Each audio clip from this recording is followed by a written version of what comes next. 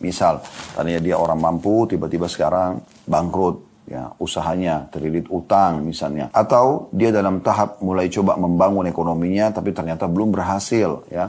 Sementara si istri berharap keadaan ekonomi suaminya lebih baik, sehingga memang akan memberikan fasilitas juga yang lebih baik ya untuk dia dan anak-anaknya. Beliau mengatakan dalam subbab ini menyikapi kesulitan ekonomi yang dilalui suami, beliau mengatakan janganlah engkau hanya menginginkan suamimu mengabulkan segala permintaanmu dan mendatangkan segala keinginanmu tanpa memperhatikan sedikit pun kesulitan ekonominya. Subhanallah, ini realita ya.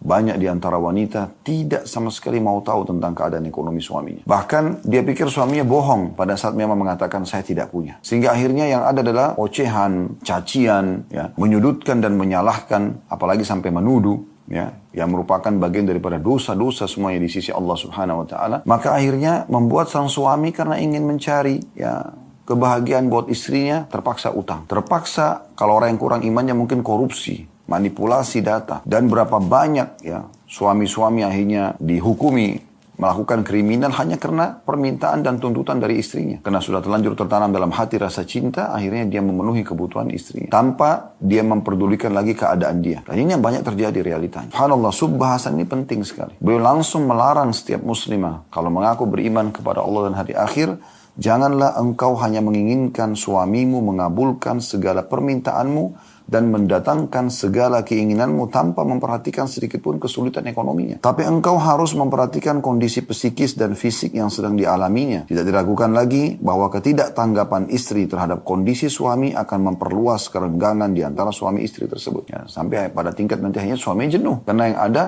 kenapa sih nggak kerja tambahan? Kenapa sih nggak lembur? Kenapa sih nggak begini dan begitu? Kenapa tidak seperti temanmu si fulan, atau sepupumu si fulan, atau keluargamu si fulan? Suami dibanding-bandingkan dengan laki-laki lain. Dan ini bagi laki-laki ini sangat mencoreng wibawah dia. Dan hal itu akan menghasilkan banyak efek-efek negatif. Akhirnya suami mulai angkat suara. Uniknya, sebagian istri, semoga Allah berikan hidayah, dia malah ya menilai suami di saat suaminya angkat suara. Padahal dia pemicunya. Ya, subhanallah, di sini kemahaadilan Allah, Allah akan catat dan akan diminta pertanggungjawaban hari kiamat. Ingatlah sabda Nabi SAW, awal yang dihisap pada hari kiamat bagi seorang wanita, salat dan hubungannya dengan suaminya. Hati-hati saudari muslimah, suamimu bisa surgamu atau jadi nerakamu. Dan itu yang kata Nabi SAW kepada seorang wanita yang datang ke rumahnya, mengingatkan, hati-hati, suamimu adalah surgamu atau nerakamu. Di saat Anda bisa merangkulnya dengan penuh kasih sayang, Anda menanamkan kebahagiaan, kepuasan, Anda tunjukkan rasa berterima kasih dengan apa yang sudah dia siapkan, sehingga dia pun merasa pengorbanannya bernilai, maka itu pahala di sisi Allah SWT. Kata Nabi SAW dalam sebuah hadis, termasuk amal yang paling Allah cintai adalah memasukkan kegembiraan dalam hati seorang muslim. Itu umum, apalagi kalau dasarnya orang yang memang telah berbuat baik, yang sebenarnya Allah yang bebankan kewajiban tersebut, seperti orang tua pada anaknya, suami pada istrinya. Ya. Ini adalah hal yang wajib Anda syukuri dan berterima kasih. Dan sama kasusnya, kalau Anda syukuri nikmat ini kepada Allah SWT, Allah akan tambah. Sebagaimana tadi kami sudah paparkan ayat Al-Quran dalam surah Ibrahim, la in syakartum la azidannakum. Kalau kalian bersyukur saya akan tambah. Dan juga Anda akan meraih cinta dan juga kasih sayang dari suami. Kami, para laki-laki ini, di saat kami tidak menemukan tuntutan-tuntutan dari istri, maka jangan Anda khawatir, jangan Anda mengatakan, oh karena saya tidak tuntut suami saya jadi tidak mengerti. Tidak. Justru pada istri-istri yang tidak menuntut itu, suami akan lebih peduli. Suami akan lebih loyal, lebih royal dengan dia. Karena tidak ada tuntutan. Yang ada pada saat datang cuma ada sambutan, berusaha memuaskan suami, berusaha memberikan yang terbaik. Maka respon yang terjadi adalah suami menilai. Tidak ada satupun sosok suami yang tidak Allah mudahkan untuk menilai kebaikan istrinya. Mustahil. Dia pasti akan menilai. Dan penilaian dia akan balas ya, kebaikan-kebaikan istri tersebut dengan hal yang juga dia berusaha membahagiakan istrinya. Dan yang paling menonjol adalah di perhatian, ya, di rasa cinta, ungkapan-ungkapan yang indah, kemudian pemenuhan kebutuhan. Yang paling sering itu terjadi adalah pemenuhan kebutuhan, semampu si suami. Dia akan berusaha bagaimana memberikan hadiah-hadiah, dia menyiapkan fasilitas yang layak, dia coba membahagiakan istri dengan membantu keluarga istrinya misalnya, atau memenuhi kebutuhan-kebutuhan istri yang tambahan ekstra selain daripada kebutuhan dasar. Mungkin ada tambahan pakaian, mungkin ada tambahan ingin bosan dengan makanan di rumah, kemudian beli masakan dari luar, dan seterusnya. Ya. Jadi setiap wanita muslimah wajib punya kepekaan agar dia tidak dapat murka Allah Subhanahu wa taala dalam menilai kebaikan suaminya. Jadi tidak boleh sembarangan dalam masalah poin seperti ini. Ingat selalu wahai muslimah, suamimu itu adalah orang asing, bukan ayahmu. Bukan orang yang dasarnya memang begitu lahir, dia punya kewajiban terhadap dirimu. Tapi dia adalah seorang yang asing. Begitu Anda menikah dengan dia, menjadi status istri, lalu tiba-tiba dia terbebani. Dia harus bekerja banting tulang untuk memenuhi kebutuhan makananmu, minumanmu, pakaianmu, tempat tinggalmu, transportasimu. Nilai kebaikan orang itu. Nilai. Ya. Makanya Nabi SAW mengatakan, man lam yashkurun nas, la yashkurullah. Orang yang belum berterima kasih kepada manusia, maka belum terhitung berterima kasih kepada Allah. Maka harus hati-hati. Terutama istri pada suaminya. Anak pada orang tuanya. Ini semua poin penting sekali untuk digaris bawahi. Ya. Kemudian teman-teman sekalian, beliau mengatakan, saya ulangi, ini kata-kata yang indah ya. Baik saya ulangi, janganlah engkau hanya menginginkan suami mengabulkan segala permintaanmu dan mendatangkan segala keinginanmu tanpa memperhatikan sedikit pun kesulitan ekonominya. Tapi engkau harus memperhatikan kondisi psikis dan fisik yang sedang dialaminya. Tidak diragukan lagi bahwa ketidaktanggapan istri terhadap kondisi suami akan memperluas kerenggangan di antara suami istri tersebut. Justru yang seharusnya ia lakukan ialah mendukung dan membantunya untuk melewati krisis-krisis itu dengan segala apa yang bisa dilakukannya berupa kata-kata yang baik dan sumbangsi, ya, bantuan apa yang dia bisa bantu. Ada istri yang memberikan perhiasannya kepada suami, ada istri yang mencari pinjaman kepada keluarganya, ada istri yang menggugurkan haknya yang paling penting demi menghemat apa yang bisa dihemat. Di sini tampak jelas jati dirimu, wahai istri yang bijaksana. Jadi di saat betul-betul suami bahkan sudah membahasakan, betul-betul kita sedang mengalami kerugian. Jadi yang ada adalah, oh iya, apa yang bisa saya bantu? Bagaimana? Saya doakan ya. Dengan tulus dia mendoakan suaminya, ya, di waktu-waktu yang memang dia bisa mendoakan, gitu kan. Waktu mustajab antara azan iqamah pada saat dia lagi sujud, dan tulus antara dia sama Allah Subhanahu wa taala. Tidak ada prasangka-prasangka atau tuduhan yang buruk, gitu kan. Karena prasangka dalam Islam itu wajib ada bukti. Tidak boleh sembarangan. Dan semalam di Blok M kami sudah membahas masalah itu ya. Satu dosa besar yang tulis oleh Syekh Muhammad bin Abdul Wahhab rahimahullah adalah tentang masalah ya, adanya atau menuduh tanpa ya, bukti. Ini dosa besar, bukan cuma dosa, ini dosa besar. Jadi nggak boleh seseorang itu menuduh tanpa bukti. Harus ada buktinya. Makanya Nabi SAW mengatakan, al-bayyinatu ala man idda'a. Harus ada bukti bagi orang yang menuduh. Wal yaminu ala mudda'a alaih. Dan orang yang tertuduh bersumpah kalau tidak. Itu cukup. Selebihnya serahkan perkara tersebut kepada Allah Subhanahu wa ta'ala. Ingat, jangan pernah teman-teman, wahai muslimah, bertakwa kepada Allah Subhanahu wa ta'ala. Jangan pernah hanya karena ingin dipenuhi kebutuhannya, kemudian dia berkata kasar pada suaminya, melotot, kemudian menggugurkan kewajiban dia dengan tidak melayani biologisnya misalnya, tidak melayani makanannya, bertutur kata yang kasar. Ini subhanallah, akhlak yang sangat buruk. Harusnya Anda bisa menilai sekecil apapun kebaikan suami. Sekali lagi saya pastikan, setiap laki-laki saudariku muslimah, kalau seandainya Anda diberikan sesuatu lalu Anda menilainya, Anda mengatakan terima kasih, Anda tunjukkan kepada dia bahwasanya ini adalah sesuatu yang besar di mata Anda, walaupun sebenarnya dia kecil nilainya, maka pastikan suami Anda akan selalu berpikir di luar rumah sana, apalagi yang saya akan berikan kepada istri saya. Karena kebaikannya dari respon pemberian dan pengorbanan itu. Walaupun mungkin Anda memiliki paras wajah yang tidak ya maksimal, bukan orang yang ya sangat cantik misalnya, atau fisik juga, atau misalnya keadaan ekonomi Anda, tapi Anda responnya begini, sangat baik, maka suami tidak akan pandang semua kekurangan-kekurangan tersebut. Bagi dia adalah ini wanita yang baik buat saya, gitu kan. Walaupun dia cantiknya, mungkin dia wanita tercantik di dunia mungkin ya.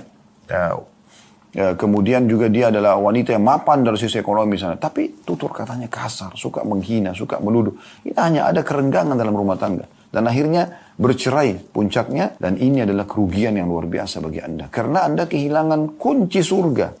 Saya ingatkan kembali sabda Nabi SAW. Ya, istri manapun yang meninggal lalu suaminya ridho, merasa kehilangan, ya, kecuali pasti akan masuk ke dalam surga. Ya, ini penting untuk digarisbawahi. Baik, kita masuk ke subjudul yang lain juga. Jangan membelanjakan harta suamimu kecuali dengan izinnya. Di sana ada istri yang mengambil harta suaminya tanpa seizinnya atau tanpa sepengetahuannya. Baik karena ketamakannya atau karena tidak ada pemisah antara dirinya dengan suaminya. Padahal bagaimanapun keadaannya, harta suami adalah amanah yang akan diminta pertanggungjawabannya pada hari kiamat nanti. Bukan hanya hartanya saja, tapi semua yang dititipkan di rumah itu. Paragraf penting sekali. Jadi kalau Anda diberikan ATM, ya, banyak di antara bapak-bapak itu membahasakan ke saya bahkan. Cuma saya tidak setuju dengan ini ya. Semua ya, rekeningnya, semua ATM-nya, semua segala macam harta dia, istrinya yang atur semua. Jadi dia kehilangan wibawa sebagai seorang laki-laki. Yang harusnya dia yang mengatur dan dia yang memenuhi kebutuhan istrinya, dia yang memberi, malah sekarang dia yang diberi. Sampai pada tingkat ada seseorang yang sempat umroh bersama kami, dia sempat minta tolong, Ustaz bisa nggak bersama-sama untuk melihat gamis baju. Oh ya bisa insya Allah. Kemudian saya bilang, ayo kita jalan. Dia bilang sebentar, saya cek dulu Ustaz, karena ATM saya tidak tahu diisi berapa oleh istri saya. Saya kaget. Loh, ATM itu punya antum? Iya. Terus uang yang diisi ke situ, uang antum juga? Iya. Cuma istri saya yang atur semuanya. Loh kok ini unik sekali gitu. Kenapa beli gamis pun harus istrinya yang atur berapa pengeluarannya? Ini terbalik ini. Manajemen rumah tangga tidak seperti ini dalam Islam. Harusnya dia yang mengatur semua. Dia justru yang mengisikan rekening istrinya. Istrinya kalau mau mengeluarkan uang tuh pun dengan izinnya gitu kan, menyampaikan. Jadi jangan dibalik gitu. Dibalikin jadi tidak normal rumah tangga itu. Akhirnya si suami pun pada saat akan membantu keluarganya saja tidak bisa. Karena harus dengan izin istrinya. Sampai pada tingkat tidak bisa membantu orang tuanya sendiri. Coba Anda bayangkan. Untuk membantu ibunya, untuk membantu saudaranya, harus izin dengan istrinya dulu. Ini bagaimana manajemen rumah tangganya?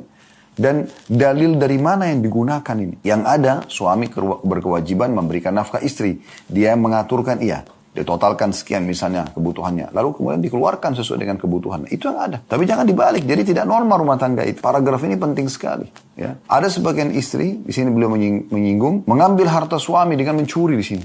Misalnya, mohon maaf ini kasus-kasus saja. Saya cuma kasih gambaran. Misal mencuci pakaian atau akan mencuci pakaian kotor suami. Kemudian diperiksa di kantong. Oh ditemukan ada uang. Misalnya. Udah diambil aja. Dipakai. Udah tahu uang suami kok. Gitu. Nggak bisa. Karena itu bukan masuk dalam nafkah Anda. Gitu kan. Bisa saja suami Anda jadi sangka buruk nanti sama orang lain. Dia tidak tahu kalau uang itu tertinggal di rumah. Dia pikir diambil oleh tukang parkir, diambil oleh staf di kantor, diambil oleh ini dan itu kan. Anda sampaikan ini ada uang kemarin. Amanah. Kalau suami tidak tahu, Allah tahu. Hati-hati. Di sini beliau mengatakan karena ketamakan saja. Ada juga istri suka sekali buat program. Setiap bulan buat program. Hanya untuk supaya ada uang tambahan. Buat program ini, buat program itu, perawatan ini, perawatan itu. Kalau darurat berbeda. Kalau tidak. Dan tujuannya hanya untuk menumpukin harta. Akhirnya sampai di rekeningnya membludak harta tersebut. Dia pikir itu hak dia. Subhanallah. Ini sama tanda kutip mencuri nih. Berbohong dia. Ya. Dia berbohong. Dia menyampaikan seakan-akan kebutuhan padahal sebenarnya bukan. Akhirnya suaminya terbebani dengan itu. Sudah diingatkan tidak mau dengar. Subhanallah. Di sini diingatkan semua akan diminta pertanggungjawaban ya di sisi Allah Subhanahu wa taala. Dan beliau mengatakan padahal bagaimanapun keadaannya harta suami adalah amanah yang akan diminta pertanggungjawabannya nanti pada hari kiamat. Bukan hanya hartanya saja. Uang yang ada. Bahkan semua yang dititipkan di rumah tersebut. Saya pernah bahasakan kalau teman-teman masih ingat ya para ummahat kita. Semoga Allah selalu memberikan hidayah kepada anda semuanya. Dan bisa menjadi istri-istri yang baik, yang salihah. Yang justru mengejar ridha Allah dan surga dari suami. Dan rumah tangga anda. Allahumma amin. Banyak orang subhanallah ya tidak memahami bahwasanya setiap jengkar rumah yang suaminya titipkan, apakah kontrakan rumah adalah tanggung jawab dia. Tidak boleh teman-teman sekalian wallpaper sembarangan main rusak, ya keramik pecah, ada masalah-masalah lah gitu kan. Itu nggak boleh. Bahasakan ke suami. Maaf ya, tadi ada kejadian begini. Walaupun anak anda yang lakukan, karena anda kan bertanggung jawab di rumah. Jangan sampai suami tanya, ini di mana? Oh nggak tahu. Ini di mana? Oh nggak tahu. Semuanya nggak tahu. Loh, barangnya di mana gitu? Sampai kadang-kadang ada suami yang membahasakan pada istrinya, memang barang ini punya kaki sampai bisa jalan sendiri kan? Nggak mungkin gitu kan? Tapi begitulah, dianggap tidak ada masalah. Padahal semua ini pertanggungjawabannya berat di sisi Allah SWT. Suamimu adalah surgamu atau bahkan bisa jadi nerakamu. Hati-hati. Ya, jaga amanah-amanah itu. Apapun yang merupakan hak suami, ya, charger handphone atau mungkin hal-hal mendasar kebutuhan dia, ya. Anda tahu dia masuk rumah selalu dia cari. Ya udah. Taruh di satu tempat yang istimewa, khusus memang rak itu atau lemari itu, ya, atau laci itu buat kebutuhan suami. Sehingga pada saat dia tanya, sudah ada. Atau bahkan pada saat dia belum masuk rumah pun, Anda sudah menyiapkan kebutuhan-kebutuhan dasarnya. Yang dia butuhkan dari kebutuhan mandi, di kamar mandi semuanya sudah rapi. Ya. Pakaiannya sudah tertata rapi semuanya. Ini amanah. Allah SWT akan minta pertanggungjawabannya. Dan dianggap remeh teman-teman. Dan juga kalau Anda menikmati itu sebagai sebuah perintah agama, Anda kejar pahalanya, Anda akan meraih ridha Allah, Tuhan Anda juga akan meraih cinta suami Anda. Karena itu yang semua dikejar oleh setiap istri kan, bagaimana suaminya cinta pada dia. Lalu beliau mengangkat di sini, sabda Rasulullah SAW, wanita adalah pemimpin di rumah suami dan akan ditanyai tentangnya, tentang rumah tangga tersebut. Dan hamba saya adalah pemimpin terhadap harta tuannya dan akan ditanyai tentangnya. Ingatlah, setiap kalian adalah pemimpin dan setiap kalian akan diminta pertanggungjawaban tentang apa yang dipimpinnya. Hadis sahih riwayat Bukhari. Anda akan diminta pertanggungjawaban wahai muslimah, ya. Sendok, garpu, alat masak, semua yang diamanahkan di rumah. Itu akan diminta pertanggungjawaban. Hati-hati, jaga sebagai amanah. Ini bukan masalah pelit, bukan. Amanah. Barang-barang itu Anda beli dari uang suami bukan untuk Anda bengkalikan begitu saja. Sudah gitu kadang-kadang sudah salah nih, dia yang rusak misalnya alat masaknya. Nih, alat masak sudah tua nih, ganti aja. Minta dari hasil keringat orang dengan tidak santun. Dari mana wahai muslimah akhlak ini? Siapa yang mengajarkan kepada Anda? Buku apa yang Anda jadikan patokan? Ulama siapa yang Anda dengarkan? Tokoh masyarakat siapa yang Anda jadikan sebagai panutan? Kan jadi kacau semuanya, gitu kan? Kalau rusak datang baik-baik, bertanggung jawab. Maaf mas, maaf bang, maaf siapa saja dipanggil suaminya. Maaf ini saya tadi, pakai panci ini ternyata qadarullah begini dan begitu. Saya kemarin pada saat kita beli sendok dan garpu 1 lusin itu, saya udah coba tata kembali pada saat dibersihkan oleh PRT atau saya sendiri. Saya tata ternyata ada berkurang satu set gitu. Saya nggak tahu di mana, tolong diikhlaskan. Begitu, tanggung jawab. Dengan dia bahasa begitu, suaminya akan mengatakan baik nanti kita beli lagi. Pasti itu ya. Insya Allah begitu bahasanya, itu jawabannya. Tapi di saat Anda salah, tapi tidak mau menyalahkan diri, akhirnya justru balik kepada suami. Sendok-sendok semua sudah banyak hilang tuh. Beli baru lagi. Loh suaminya mungkin bilang, kan baru ada. Nggak tahu sekarang nggak ada. Pokoknya beli aja. Masa mau makan nggak pakai sendok, segala macam. Ini semua akan Allah tanya teman-teman sekalian. Ya. Kadang-kadang suami itu, karena dia Masya Allah punya sifat dermawan, maka ya udahlah. Beli aja lagi nggak apa-apa. Walaupun sebenarnya dia harus keluarkan duit, plus lagi dengan kata-kata pahit dari istrinya. Dia panen pahala. Anda yang dapat dosa. Jangan Anda bilang, wah suami saya baik kok, udah gak masalah. Tetap Allah akan tanya Anda nanti hari kiamat. Hati-hati. Ya. Dan itu semua amanah. Jangan selalu mengatakan tidak tahu, tidak tahu, tidak tahu. Berapa banyak istri subhanallah sibuk. Perawatan dia luar biasa. Untuk dirinya luar biasa. Tapi untuk suaminya tidak sama sekali ada perhatian. Terus itu semua belanja dari uang siapa? Kan dari uang suami gitu kan. Unik sekali gitu. Sebagian wanita subhanallah ada yang tidak punya dosa di luar sana tapi punya dosa dengan suaminya. Ajaib luar biasa. Syaitan goda dia untuk justru buat masalah dengan orang yang merupakan kunci kebahagiaan dia di dunia dan di akhirat. Wanita banyak berharap dicintai oleh laki-laki di luar sana. Tapi tidak pernah mendapatkan pasangan yang mau berkorban. Pasangan Anda sudah berkorban buat Anda. Jadi suami Anda memenuhi kebutuhan biologis Anda. Memenuhi kebutuhan dasar makanan, minuman, pakaian, tempat tinggal. Bahkan menjadikan Anda sebagai ibu anak-anaknya. Anda masih bisa berkata kasar dengan dia. Demi Allah wahai muslimah. Kalau Anda betul-betul memahami tentang kedudukan suami, Anda akan malu dengan suami itu. Anda akan santun dan ramah dengan dia. Makanya kata Aisyah radhiyallahu anha, kata-kata yang mulia. Beliau mengatakan, wahai para muslimah, wahai para wanita, kalau seandainya kalian tahu besarnya hak suami kalian di sisi Allah dari kalian, maka kalian akan mengambil debu telapak kaki suami kalian dan kalian letakkan di pipi kalian. Debu telapak kakinya diambil, letakkan di pipi kalian. Saking tingginya kedudukannya di sisi Allah SWT. Ayah Anda saja yang merupakan adalah dari spermanya, itu menjadi nomor 2 setelah Anda menikah dengan suami Anda. Suami yang dinomor satukan. Kenapa? Orang yang Allah suruh Anda urus itu cuma satu orang ini. Suami saja.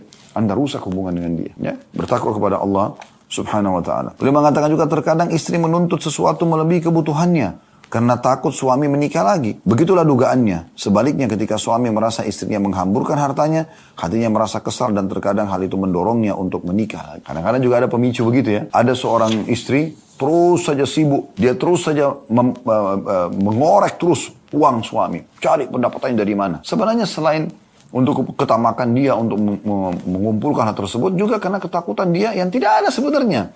Suaminya akan menikah lagi. Teman-teman sekalian, berapa laki-laki yang poligami di muka bumi ini? Jauh lebih sedikit dibandingkan orang yang monogami. Poligami itu juga sebuah hukum, bukan alat untuk bermain. Dan juga kalau melangkah pasti kan ada tujuan-tujuan dan ada targetnya, gitu kan? Jangan Anda membuat satu program yang Anda tidak sadari sebenarnya itu jadi pemicu justru suami menikah lagi. Itu yang beliau singgung di situ. Justru karena banyak tuntutan, ya sudah, mumpung banyak tuntutan sekalian aja saya nikah juga sama orang lain. Dan ternyata wanita lain ini mungkin lebih qanaah, lebih bersyukur, lebih berterima kasih. Akhirnya cintanya pindah kepada istri yang lain. Di saat Anda tuntut mau cerai, ya sudah cerai. Dia tidak peduli. Karena bagi dia Anda menyakitkan saja kerjanya. Kan bisa terjadi begitu. Jadi nggak perlu seperti itu. Jangan dihantui tanda kutip dengan perasaan-perasaan yang Anda buat-buat sendiri. Lalu kata beliau, istri yang cerdas hendaknya memahami hal ini. Karena ikatan pernikahan yang bahagia itu jauh lebih kuat dibandingkan harta apapun. Paragraf terakhir dalam subjudul ini beliau mengatakan, terkadang istri mengambil harta suami tanpa sepengetahuannya demi membantu keluarganya. Ini bukanlah haknya. Ia tetap wajib meminta izinnya. Yakinlah bahwa dengan meminta izin untuk keperluan tersebut, kelak ia akan lebih dermawan dan lebih banyak membantu keluargamu. Maksudnya di saat kita membahasakan baik-baik. Dan itu betul-betul darurat ya. Bukan setiap keluarga kita sampaikan, langsung kita sampaikan ke suami. Sehingga jadi beban bagi suami. Setiap kali minta bantuan pasti disampaikan. Enggak. Anda sortir. Siapa di antara keluarga Anda memang betul-betul yang butuh. Bukan semua orang. Sehingga jangan jadi beban juga buat suami. Dia juga punya keluarga, dia juga punya kebutuhan. Dan ini poin harus hati-hati. Membantu keluarga pun tidak boleh kecuali dengan izin suami. Kalau dari harta suami. Saudariku muslimah, hafidhakillah. Semoga Allah selalu menjaga Anda. Dan juga ra'akillah. Allah selalu juga ya, mengurus Anda, memenuhi kebutuhan Anda. Kita akan melanjutkan subjudul kita agar Anda menjadi seorang istri yang sukses ya, dan semoga Allah kabulkan itu, Allahumma amin. Jadilah penolong bagi suamimu dalam urusan dunia dan juga akhiratnya. Tadi sudah kita singgung di subjudul sebelumnya bagaimana menanggapi ekonomi suami ya. Dan bagaimana seorang istri justru hadir dalam kehidupan suami untuk meringankan beban-bebannya, bukan justru dia hadir menjadi seorang atau beban baru dalam hidupnya selain beban pekerjaan dan beban-beban yang lainnya. Dan sekarang kita akan coba menjelaskan lebih jauh. Jadilah sebagai seorang istri justru yang menjadi penolong suami dalam urusan dunia dan akhirat. Penulis mengatakan, mengangkat sabda Nabi SAW, hendaklah salah seorang dari kalian memiliki hati yang bersyukur, lisan yang berzikir, dan istri yang beriman yang dapat membantu salah seorang dari kalian atas perkara akhiratnya. Hadis riwayat Muslim. Hadis ini ya, dititik beratkan oleh Nabi SAW 3 pesan. Yang pertama, lisan yang selalu bersyukur. Atau hati yang selalu bersyukur di sini ya. Ini pesannya. Selalu melihat nikmat yang di depan mata dari Allah SWT itu besar. Sekecil apapun itu. Walaupun sebutir kurma. Karena masih banyak orang yang tidak bisa menikmati kurma itu. Walaupun sebutir beras. Karena masih banyak orang yang kelaparan di pelosok muka bumi ini yang butuh dengan sebutir beras. Di Syria sekarang itu karena perang terus berkecamuk di sana antara pemerintah dengan masyarakatnya. Sampai saya lihat sendiri cuplikannya bagaimana anak-anak itu mengorek-ngorek tanah. Mencari mungkin bekas-bekas makanan yang tertimbun dengan tanah. Lalu nasi kotor dengan pasirnya itu dimakan. Dia wawancara orang, kenapa? Dia bilang, saya sudah sekian hari nggak makan. Kata anak kecil, umurnya mungkin 4 tahun atau 5 tahun. Di Indonesia, Masya Allah, Tabarakallah. Anda bisa beli beras dengan sebagus mungkin ya, dengan harga yang terjangkau. 10.000 per liter, 15.000 per liter atau per kilo ya, per liter biasanya. 20.000. Kalau itu sudah 20.000 sudah sangat mewah sekali. Anda bisa hidup seharian dengan keluarga Anda makan beras tersebut. Dan beras karbohidratnya tinggi sekali. Artinya kalau Anda makan nasi saja tanpa lauk pun itu sudah sangat cukup sebenarnya. Begitu kuasa Allah SWT memberikan kepada kita nikmat. Jadi tidak butuh makan banyak. Ya, apalagi yang mengandung karbohidrat itu kan. Nah, beras kita terkenal sekali itu. Beras dari Indonesia ini itu beras yang kaya karbohidrat. Biasanya dia kalau dimasak agak melengket-melengket ya. Itu karena kaya sekali karbohidrat. Itu sangat mengenyangkan ya, dan mencukupi kebutuhan. Maka sebutir beras jangan dianggap remeh, gitu kan. Seteguk air, itu banyak orang yang kehausan. Apalagi kalau dasarnya Anda diberikan makanan yang terbaik oleh suami, ya, uang bulanan yang cukup, Anda bisa beli makanan, lauknya segala macam, ya ayam goreng, ya ayam kari, ya daging sapi, ya ini, ya itu, ya segala macam. Minuman mau beli apa saja tinggal telepon online sekarang karena duitnya siap. Anda dengan nyamannya di atas ranjang, merasakan sejuknya AC misalnya. Luar biasa gitu nikmat Allah SWT melalui suami. Kenapa Anda tidak menilai itu? Tidak berterima kasih pada suami Anda. Kenapa? Kenapa Anda tetap saja ya menganggap itu adalah sesuatu yang kecil ya, sehingga Anda selalu saja menyalahkan suami. Nah ini poin yang harus digaris bawahi. Kemudian yang kedua pesan Nabi SAW adalah lisan yang selalu berzikir. Ya. Tentu dengan mengucap Alhamdulillah juga sudah berzikir, tapi selalu berzikir. Dan yang ketiga adalah Nabi SAW mengingatkan di sini istri yang terbaik, istri yang beriman. Maksudnya memahami semua konsep agama ini sehingga akhirnya bisa membantu suami dalam urusan akhiratnya. Jadi mengingatkan masalah sholatnya, tutup auratnya, pendapatan-pendapatan yang dia cari supaya dia bisa memberikan pendapatan halal buat istri dan anaknya misalnya. Lalu beliau mengatakan, hendaklah seorang istri berdiri bersama suaminya menghadapi kesusahan, meringankan bebannya, menghiburnya agar hilang sebagian dukanya. Berdiri di sampingnya saat ia sakit, memapa tangannya, menjadi penolongnya dalam mencari ridho Allah, melaksanakan perintah dan menjauhi larangan Allah, Memotivasinya agar menyedekahkan hartanya dan membantu orang-orang yang membutuhkan, baik keluarga, kerabat, maupun kaum muslim pada umumnya. Janganlah engkau menjadi penghalang jalannya dalam membantu mereka. Nah, di sini maksudnya yang dipesankan adalah banyak istri justru ribut kalau suami membantu saudaranya, membantu orang tuanya, membantu pamannya, tantenya. Padahal sebenarnya dia pun sudah terpenuhi. Gitu kan? Dia pun sudah terpenuhi. Karena kalau dia mendukung suaminya dan suaminya yang melaksanakan itu hanya dengan memberikan ide misalnya. Tidakkah misalnya dibantu keluarga yang ini, tante yang itu, paman yang ini, sepupu yang itu misalnya. Kemudian dia bantu ya. Maka Anda pun panen pahala. Padahal Anda cuma memberikan saran. Lalu kata beliau, ketahuilah bahwa engkau akan dihisap pada hari kiamat untuk apa engkau nafkahkan. Betapa banyak orang kelaparan yang terhalang mendapat makanan. Betapa banyak anak yatim yang menderita. Betapa banyak orang sakit yang menderita. Betapa banyak orang yang terusir lagi tersia-siakan. Karena itu bersedekahlah dikala senang. Karena sedekah itu memadamkan murka Rabbmu. Maksudnya, kalau Anda bisa memberikan dukungan terhadap suami agar dia bisa bersedekah kepada kerabat-kerabat dekatnya, Anda pun panen pahala. Itu kan kesempatan sedekah. Sebenarnya dia yang keluarkan duitnya, tapi Anda juga ikut panen pahalanya. Ya, nah itu bisa terjadi. Tapi dengan konsekuensi, memang Anda mendukung gitu. Berikan dukungan, bukan justru dia bilang, untuk apa dibantu? Masa saudaramu terus yang dibantu dan seterusnya. Nyala-nyalakan suami. Padahal uang dia. Gitu kan. Dia yang bekerja. Jangan Anda merasa Anda punya hak seluruh harta suami. Sama sekali tidak. Di masa hidupnya, dia punya kewajiban untuk memberikan nafkah kebutuhan dasar Anda. Makan Anda, minum Anda, pakaian Anda, tempat tinggal Anda, transportasi Anda. Pada hari itu, besok dia meninggal sudah gugur kewajiban dia. Pada saat dia meninggal pun, Anda hanya punya ya, 1/8 kalau Anda punya ya anak-anak. Anda tidak punya harta suami semuanya di masa hidupnya ataupun di masa matinya. Tidak bisa. Tidak boleh Anda tamak gitu kan. Anda seakan-akan saya kan istri jadi saya pemiliknya semua. Nggak bisa. Apalagi sampai kasar sama suami. Apalagi sampai ngatur semuanya. Sehingga suaminya sama sekali kayak tidak punya keputusan. Ini berdosa di sisi Allah Subhanahu Wa Taala.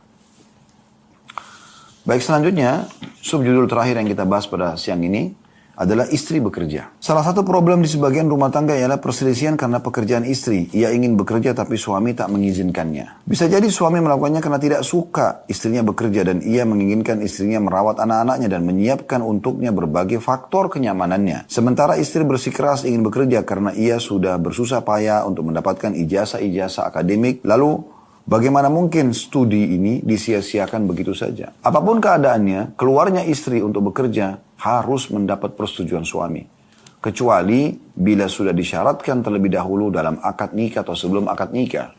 Namun bila ia mencari pahala dan bersabar, itu lebih baik. Barang sampai meninggalkan sesuatu karena Allah, maka Allah akan menggantinya dengan yang lebih baik. Hendaklah ia berusaha meyakinkan suaminya jika dia memang ingin bekerja.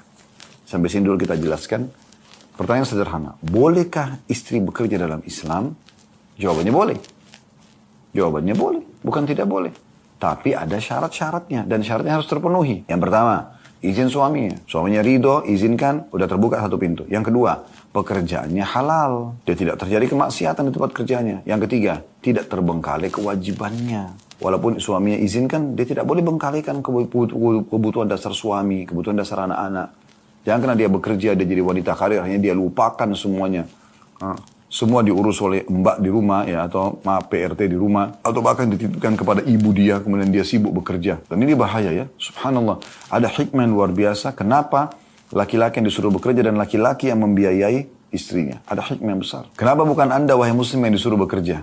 Anda cuma tinggal duduk manis di rumah. Sebelum nikah, ayah Anda punya kewajiban menafkahi. Setelah menikah, suami Anda punya kewajiban menafkahi. Kenapa? Kenapa bukan Anda? Kenapa nggak disuruh? Islam tidak suruh sama-sama bekerja. Laki-laki wajib, perempuan wajib. Sama-sama hasilnya dikumpulin, sama-sama hidup dari hasil tersebut. 50-50%. Kenapa nggak seperti itu? Kan itu adil kan? Tapi tidak seperti itu. Kenapa? Karena memang fitrahnya wanita itu memang diberi dan menikmati saja. Kapan dia yang bekerja, udah beda kasusnya. Tidak bisa dia seperti kaum laki-laki. Saya kasih contoh, ada seseorang ikhwah, mengeluh dengan saya. Selepas sholat di dekat kantor, dia datang.